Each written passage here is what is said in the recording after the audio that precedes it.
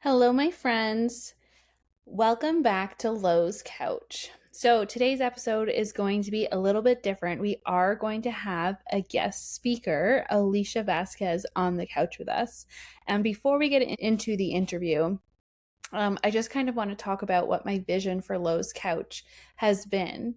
When I first had the idea for this podcast, I had this vision of inviting women onto this couch to share their stories, the real stories, the messy middle stories, the I have no idea what I'm doing, but I'm going to do it anyway stories. Because I truly believe that when women share their experiences openly, we empower one another. And the women who inspire us most aren't always the ones on magazine covers or stages or those that have it all together. They're women like you and me, women building lives, pursuing ideas, navigating change, and figuring it out as they go. And that's why I am so excited to have Alysha here as my first guest on Lowe's Couch. She's a near and dear friend to me who you will find out has started a new chapter and a new journey in her life. And I'm so excited. So please give her a warm Lowe's Couch welcome. And if you are new to this podcast, welcome. This one is a little different. We are doing an interview, as you can probably tell, but grab a coffee, get cozy, and get settled. We're going to hop right into it.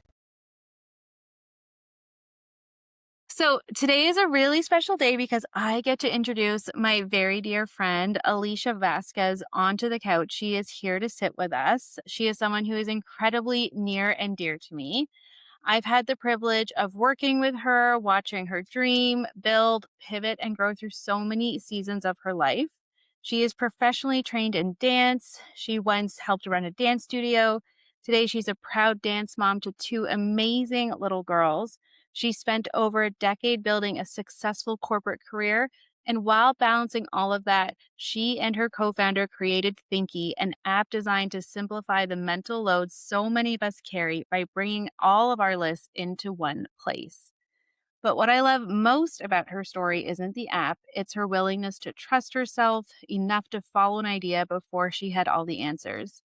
And I think that's something so many women need to hear. So grab your coffee, get comfortable, and help me welcome my friend Alysha to the couch. Welcome, Alysha. Thanks, Lauren.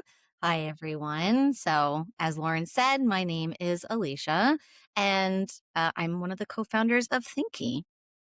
So, Alysha, outside of all of the roles that I just listed, tell us a little bit about yourself. Sure. So, I've had a bit of a different career being from dance and thinking that I was going to go into that dance world of being a professional dancer, and then pivoting more to software and studios, and then ending up as an operations leader. And as I was within that space, I had a close friend ask if I wanted to kind of take a start at figuring out a startup and go forward with an idea that we both had. And so that's where I've been and what I've been doing. And it's been a journey.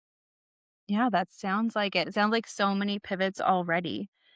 Um, so what I really want to dive into is you started an app that all of us need, I think. Tell us about thinkii. Sure. So thinkii was born from my co-founder Elena and I sitting together one day. We were both managers and talking about how we had lists on our computer. We had sticky notes everywhere. We had two notebooks, one for personal life, one for work life. And both of us saying there must be a better way. And so we put our heads together and we thought about what's a tool or something that can be built from a woman's perspective, since a lot of these tools are very man-made, and also very much in the work style versus personal lifestyle. So we wanted something that was nice to look at, that was easy to use, that mirrored actual life and not trying to bring productivity into our home life. So what we are doing is we call it's like a productivity app that's not for productivity, and trying to go a bit more with relief and giving people permission to just be who they are and live the life that they want. Well, it sounds amazing, and I can say for everyone listening that it is an amazing app and you should definitely download it. But was there a moment when you and Elena went from just talking about it to like, wait, we should actually be building this? Was there a distinct switch there? Yeah, so we did what we thought we needed to do, sitting down, and we had this idea first and we said, "You know what? Let's look at all these different ideas we can do before we just jump into the first idea that we thought about." So, we did our due diligence, thought about different issues, different problems that we can solve, and we kept getting brought back to this pain point that we both felt. Olena is in Ukraine, so she's a different part of the world than I am. We're living two different lives. We're two different people with two different life stories. And what we found so interesting was that we both had this core problem that we were dealing with. And so we knew that if we had it, there must be many other women, many other people that were also feeling this and that they didn't have something that they could use. So we decided to take a leap of faith and go out there and make this happen, even though we'd never done it before. We'd never tried anything like this, but together we said, let's try to make this happen. That's wild and like so brave. So, do you see yourself or did you see yourself as the kind of person who could build an app? Like, how do you kind of switch from being an operational leader to like, oh my God, I'm going to build this app, I'm going to do it? Honestly, it was very scary. And there were many times where I was like, I think I should just stop. Like, I don't think I can do this. I don't know if this is possible.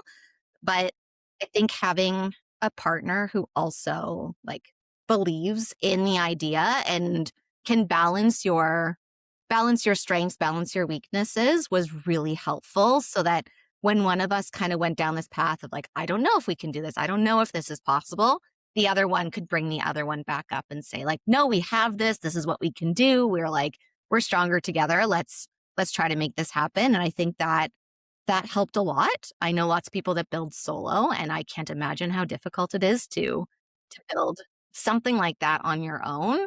Um, but I think that's what really helped me keep going too. Yeah, I think that's so important because I feel like a lot of people they see founders of companies and apps that you imagine they are fearless, right? Like they're going to like they have this idea and they're going to build it and they're going to be so lucky and it's going to take off and it is not always about being fearless. It's just about having courage to take the next step and like of course you're going to have those moments where you feel like you got to stop and you got to slow down, but I love that you guys had each other to kind of balance each other out. So nice. Yeah, totally. And I think that's the big thing, right? Is that nothing ever works out just the first time you try it. It's about continuing to try and go after it and see all those little improvements every time or the little steps and little milestones that you can celebrate, even if they might not feel big to other people. But that's how we really tried to do it, was taking that philosophy of break everything down into little pieces. Don't think about the end goal of we're launching an app. It was like, what's the next thing that we can do? What's this little step that we can do? And then build on each little step so that we could get to what we wanted at the end. Yeah. And how did you guys manage being in different time zones and being in different parts of the world as you're building kind of like a new baby that you're having? So we took the approach of meeting a few times a week, just over like Google Meets together, and spending some time planning out what we would work on for that week. So because I was also working, I had kids, I had family, I had all these other obligations, and we had a time zone difference. I was waking up early in order to have these meetings with her to kind of kickstart the day when it was quiet and I had time to think. And then we'd go off and, live our lives, do what we needed to do during the day. And then I would jump back on at night and do things. And then we'd meet again the next day. So it was hard balancing it, but I think having the different time zones allowed us to each tackle different problems separately and then come back together to talk about what we've learned or what we've done and then split work back up again. So we've been able to work well async. And then there are a couple of times where she's actually come to Toronto, which has been really nice so that we could brainstorm in person and be able to push things forward faster. Yeah. so that was like the perfect segue because I wanted to get into motherhood and building. What is the hardest part of that season? Like I'm saying is because I know you're still currently in it, or what was the hardest part in finding that balance? Like you had a full-time job and you're building and you're raising kids, which is also a full-time job. Yeah. Yes. So again, in figuring out good partnerships as you're building something, we had a very frank and open conversation at the beginning to say, this is how much time I can put into this realistically without burning out, because this isn't a, 2 months where you can put everything into something and then go back to what you were doing. I knew that playing the long game, I needed to be smart and I needed to make sure that I wasn't going to put everything into it, burn out, and then not be able to show up in the places that mattered. So I think that was part of our philosophy of building into the app as well, is that we wanted people to feel balanced. We wanted people to spend time in the areas that they wanted to spend time in. And so our journey took longer. Mhm. We both wanted to make sure that we were doing things properly, that we were building things right, and that we were doing our due diligence in research and planning and not just building for the sake of building.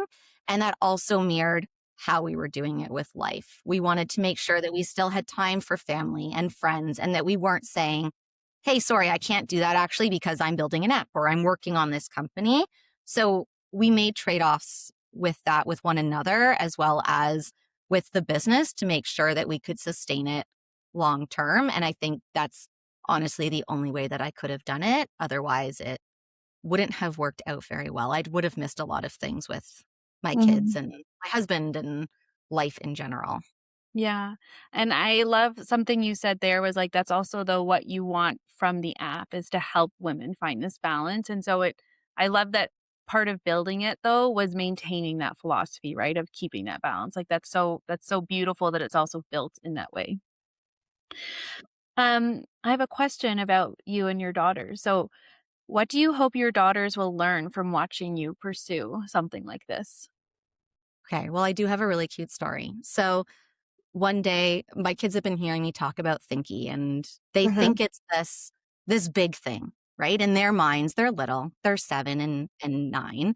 They think that it's as big as any other company that's out there. So one day I was talking about it with my husband and my older daughter said to me like, hey, does like the prime minister use your app? And I was like, the prime minister? Like, no, he doesn't use the app. And she's like, well, why not? I'm like, well, because only like 20 people are using it right now. And she's like, 20 people, that's amazing. Like, and so they're in their minds, the fact that it's people that are not just us that's using it, they Yeah. think that's like Amazing. amazing. So I think them seeing me go after and build something and do something and their questions are always like, well, how did you do that? How did you know how to do that? And so it's been really good to be able to talk to them about if you have an idea, you can just try it. You can research it. You can talk to people. You can just believe in yourself and see how to make it all come about. But I love their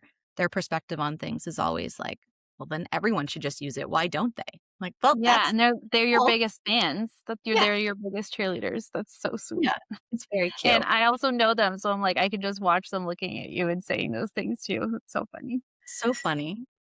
I had a similar moment with Jackson, because I told them like, "Oh, mommy has a podcast now and like it's on YouTube." And they asked how many subscribers, and I had like 2 a couple weeks ago, and now I have 9. And so it was actually this morning. He's like, "Mommy, you have 9? That's so amazing." And I'm like, "Thanks so much, bud." Like, they really are our biggest fans, and I think we have to remember that like we're really doing this to impact hopefully one person and then one more person and then one more person. And then hopefully it's like we're light fielders, help shedding light around the world a little bit.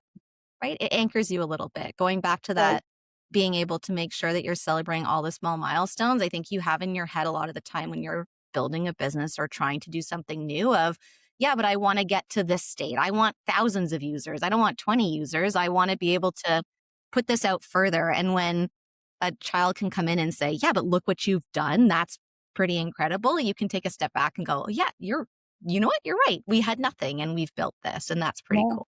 Yeah, and I even remember when you told me that you had been working on this app, I'm like, "How did you build this? Like, this is incredible." I still have questions of actually how you built this, but we don't have to get into the nitty-gritty here. But I agree, we should always celebrate the small ones. That brings me to my next question. You've kind of answered it, but how has being a mom influenced the way you think about ambition? And maybe it's not about ambition at all, but like in this new leg of your journey, how has ambition kind of like played into being a mom? That's a good question. I think as you become a mom and you get older and see different things, you also what the way that you want your life to be also changes and grows. And I think the ambition with this is that I do want to be able to show the kids that you can do whatever you set your mind to, and that it's not easy, it takes work, but that you can make it happen.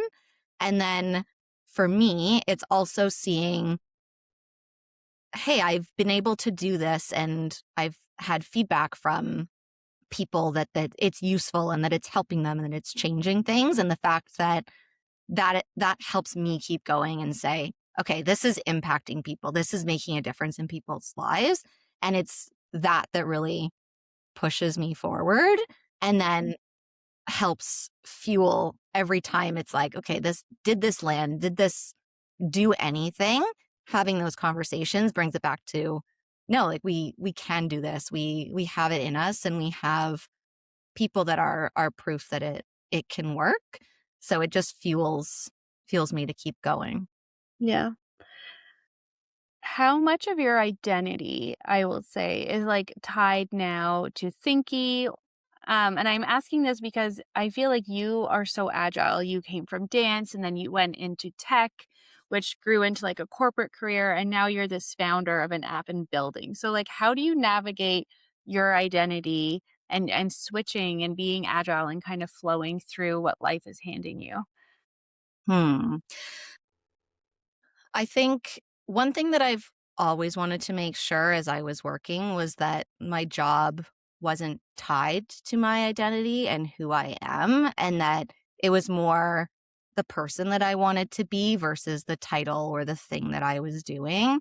And so with this, I find sometimes because I have the title of like CEO in quotation marks, it Yeah. can be very daunting of what that means. And so stripping away the titles and just going with how do I want to show up and what do I want to do in this space helps me to be agile and adjust and to try to weave who I am into everything that I'm doing instead of putting on like a different hat to show up for something. Cause I don't think you can fully change who you are and what you stand for as you go into these different rooms, but can more adjust to what you're doing and showing up as who you want to be.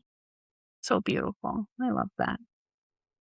Have you learned anything about yourself through these transitions?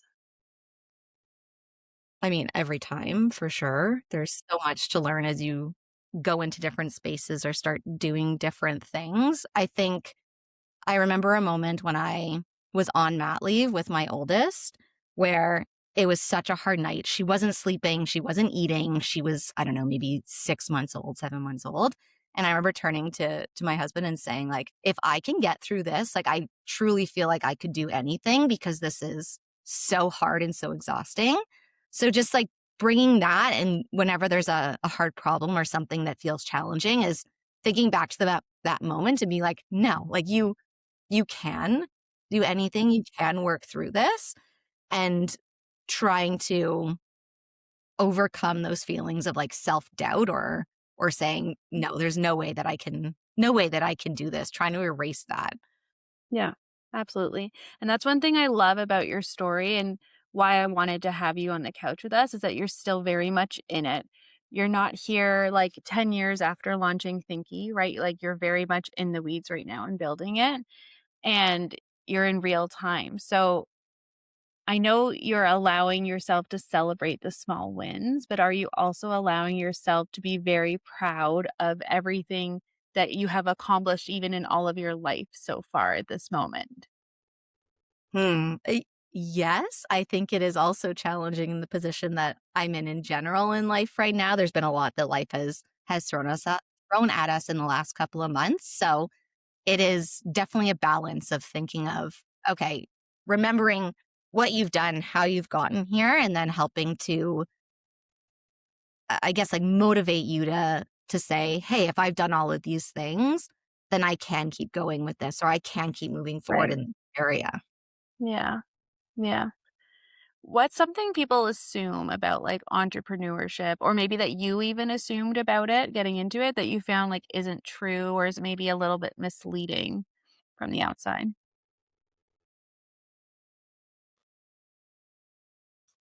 Um, so when we first started looking at things, we had all of these thoughts about why we wouldn't be able to do it. It would cost too much to get engineering. We had this whole list of how much money it was going to cost us in order to do this. And of course, technology has advanced so much in the last year, even 18 months, I'd say, from when we first thought about this idea to being able to execute it. And so a lot of people, when we brought up this idea or I was talking to family and friends about it, they're like, but neither of you are technical engineers to be able to develop this. Like, how are you going to get the money? How are you going to do this? And I found the biggest mental block was to get over that and say, well, we'll figure it out.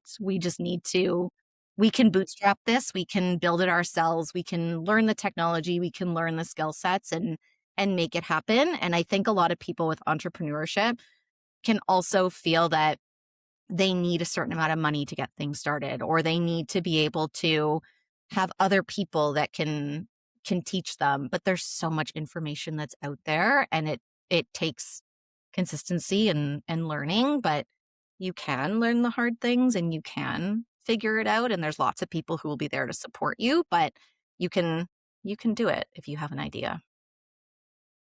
You heard it here, everyone.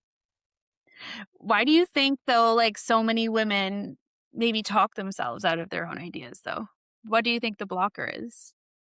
I think women especially have been told that they can't do things for so long, or that they maybe don't have the confidence in order to say like, yeah, I can do this. This is something that I can do by myself or that I can figure out. And I think that that first step, again, as I said before, is just like breaking it down into, yeah, maybe you can't do it right now. Maybe you can't do marketing right now. Maybe you can't do this thing that you're wanting, but what's like one step that can get you closer to being able to do it? And each little step that you take helps you get to that end goal, right? Like any goal that you have. And Yeah. I think that people just doubt themselves because of what they've heard or what people have told them. And it's counteracting those thoughts that go through your head with the opposite of, no, but I can do it. hmm So to kind of like bring that further, so there's a woman listening to this right now and she has an idea sitting in her head or in her notes app on her phone. Like, what's one thing you would tell her to do to start? How would she just start? I would say just tell somebody about it. That would be the first thing. If you keep it quiet, it then lives as something that you don't have to act on. But then if you talk to somebody and say, hey, I had this idea that I want to do, most people will say to you, that's amazing. How, like, what are you going to do next? Or how are you going to do it? And so saying it out loud, and then it becomes something that you've now put into the universe. And I found that every time I told somebody about it, it became a little bit realer and the stakes get a little bit higher of like, okay, now it's out there. People know I'm doing it, or people know I'm thinking about it.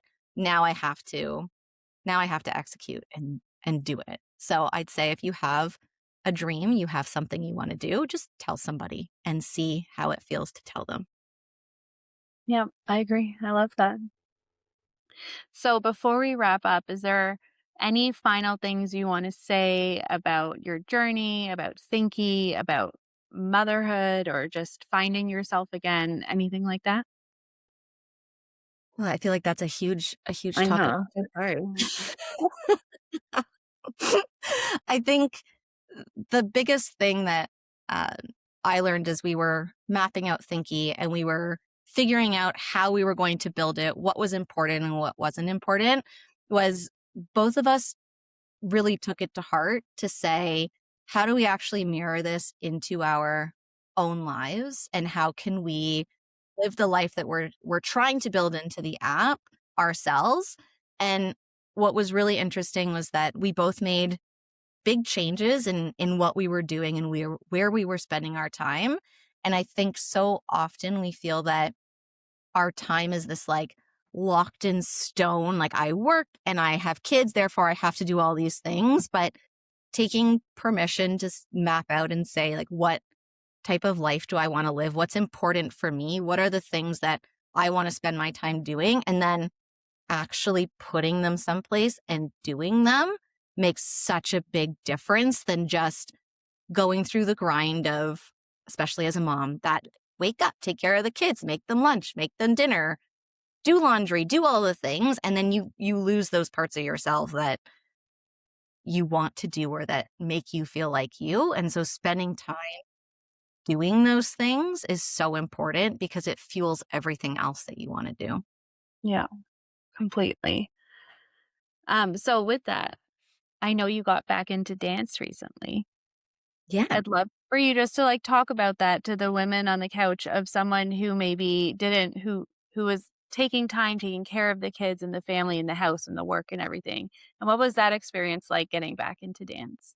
Yeah. So again, it goes back to thinkii, but as we were mapping out what these life categories were, one of the things that we talked about was things that you love.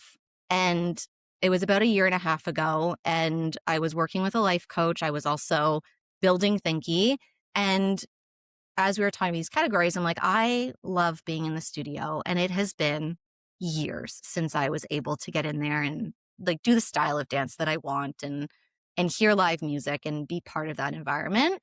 But I also knew that from sitting at a desk, from having kids, I wasn't as strong as I was when I was training professionally, and that I needed to get back to that place before I could step back into a studio. So I really used thinkii to map out what are the things that I need. I needed osteopaths. I needed to start going to the gym slowly and then make that gym time mirror what I would be doing in the studio. So I put it all in thinkii. I mapped it all out as to what I wanted to do and how to get there, and then made a goal for myself that by the summer, I would at least take a couple of classes and get back into the studio. And it was so nice. I haven't been in a studio in so long. And it just was like, I don't know, like my soul felt like I was back at home, and it was so lovely. And so I know I said it a million times, but just those like little steps. If you had told me 2 years ago, hey, you need to get back into the studio, I would never have done it because that felt like such a daunting thing to go after and do. But by taking those tiny pieces to say, I'm just going to start going to an osteopath every 6 weeks. I'm just going to start weight training and like just getting into the gym once a week. You could build on it until you got to the place that you you could do the thing that you really wanted to do. And it is just, I don't know. I'm definitely going back again and seeing how often I can go. It was just so nice. Yeah, no, and I remember you texting me afterwards, like your soul felt full, and that's just going to overflow into everything you do, right? It's so important Exactly. to take part of those parts of yourself. Yeah, I'm so happy. definitely. That's amazing. Okay, so I mean, I would say this is a question I ask everyone who sits on the couch, but you're my first. But it is something that I do want to ask those that follow after you. So, what's something you're scared to say out loud right now? And it's funny because you said it in one of your answers when I said, "What should someone do?" And it was tell someone if they have a dream. So, do you have anything that you're scared to say out loud right now? Hmm. I feel like with this, I've said so many things, or I've had to put myself in uncomfortable situations. I think the thing that feels scary to say out loud is that this is what I really want to be doing as my career. Is I want thinkii to be the thing that I can really spend my time doing and growing. And so by putting that out into the world and saying this is what I want, um, it's about seeing how to make that happen and what steps need to be taken in order to make that a reality. Because obviously it's not a simple thing to grow a consumer app and make it land in millions of people's hands. But that is the goal And the dream. and the dream, definitely. Thank you for sharing that. I mean, I believe in the dream too, and I hope it for you. And I thank you for saying it out loud on Lo's couch. That means so much to me. Thank you, Lo. You're so welcome. So with that, yeah, thank you for joining us today. I'm just so happy that you're here with me. I also missed you so much. So it was so nice to catch up. But I hope you have a great rest of your day. For everyone listening, all of the links will be in the show notes below. And make sure you check out the thinkii app. I'm excited for you guys to try it out. Okay, thanks everyone. Thank you. So I just said goodbye to Alysha. And if you're still listening, thank you so much for sitting on the couch with us today. I think one of the biggest takeaways from this conversation is that you don't need all the answers to begin. Sometimes the most incredible things start with a simple idea and the courage just to take the next step. If you loved this conversation, be sure to check out thinkii. I have the link below in the show notes. And if you want to connect with Alysha or learn more about the app, her Instagram is there as well, so you can follow along with her journey. And if this episode made you think of a friend, a sister, a coworker, or a woman who's been sitting on an idea that she can't stop thinking about, please send this episode to her and encourage her to take her next step. Because sometimes the courage we need comes from hearing someone else's story. Thank you so much again for hanging out with us on Lo's couch. And remember, you don't have to be louder to be heard. You just have to stop muting yourself. I will see you next week.